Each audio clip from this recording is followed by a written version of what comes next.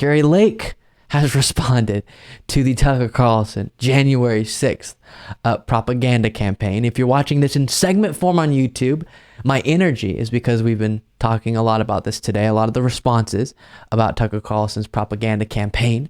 But as quick context, Tucker Carlson is attempting to tell an alternate story about January 6th to reveal the truth, but is face planting over and over and is not going well whatsoever, because you just can't, even with a whole team of people who's trying to put out the best, most effective propaganda, you can't convince people that January 6th wasn't what it was because of the massive amounts of evidence that we already have access to. But Kari Lake has responded and is going along with this narrative that somehow this Tucker Carlson piece proves that everything about January 6th was a lie, and it wasn't, I guess, Trump supporters who attacked the Capitol, or it was, but they were being framed. A bunch of wild conspiracy theories are floating around still, and this is reinvigorating them, and Kari Lake is pushing them out as well. Here it is. We're seeing what's happening here with January 6th with these tapes coming out. Tucker Carlson putting out some of the footage from their so-called insurrection.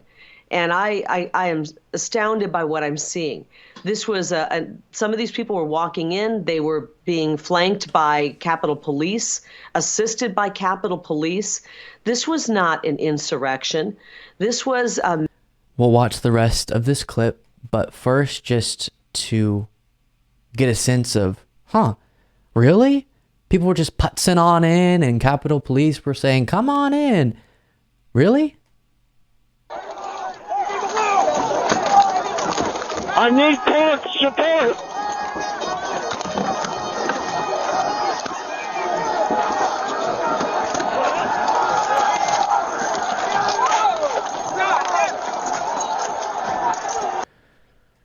You all remember that, but apparently people have to be reminded of the basic facts of that day.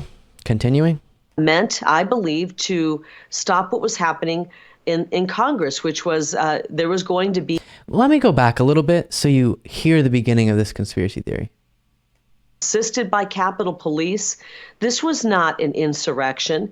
This was meant, I believe, to stop what was happening in Congress, which was there was going to be some balking at the 2020 election and how that was handled. And they didn't want that to go down. So this all went in, and they tried to stage it as a insurrection. It's outrageous. And the people of this country are furious. That's what you're seeing at CPAC, people ready to step forward and continue fighting and get President Trump in office where he should be, frankly, right now. Something would be terribly wrong if the person who lost the presidential election was still in the White House for some reason, and was still the president. So no, she's incorrect. He should not be president. But did you hear what she said there?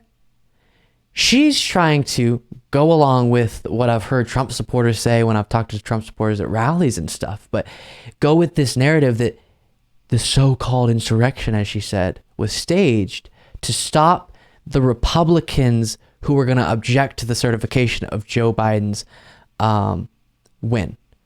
So if that's the truth, if this was really the left or the FBI in coordination with Capitol Police and Nancy Pelosi and all these different Antifa attacking the Capitol to stop the objections to the certification, then why are there so many individuals who are within Kari Lake's space who are advocating on behalf of those who are currently in jail because of January 6th? Aren't those just Antifa soldiers?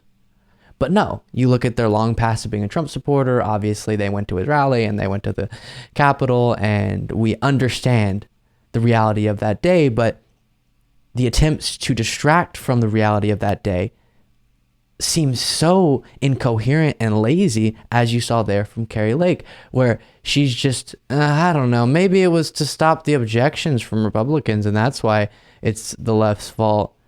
Really? Is that what you're going with? Are you trying to convince anyone with that conspiracy theory? Come on, Kari. And what's interesting is at such a deep level, even setting aside the necessity for evidence to make that claim, just even if there was a possibility of there being evidence, how would that logically make any sense whatsoever from the Democratic Party's perspective?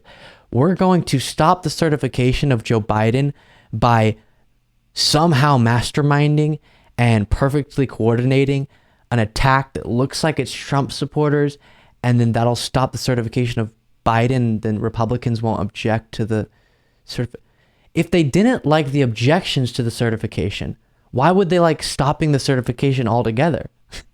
Of course, Democrats wanted Biden's election win to be certified, and Republicans objecting is bad for democracy.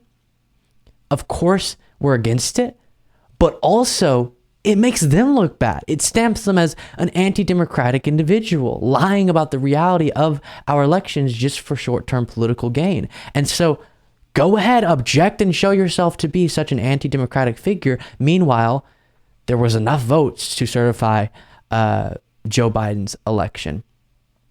It is wild. It is so wild, and that works on people. It works on people, unfortunately. Make sure you are subscribed to the YouTube channel. Thank you so much for watching. If you want to be a part of what makes this show possible, plus get access to the full video version of the show hours before all the clips are uploaded to YouTube, plus get the full bonus show every single Saturday, you can do so by going to patreon.com/Luke Beasley. That's patreon.com/Luke Beasley.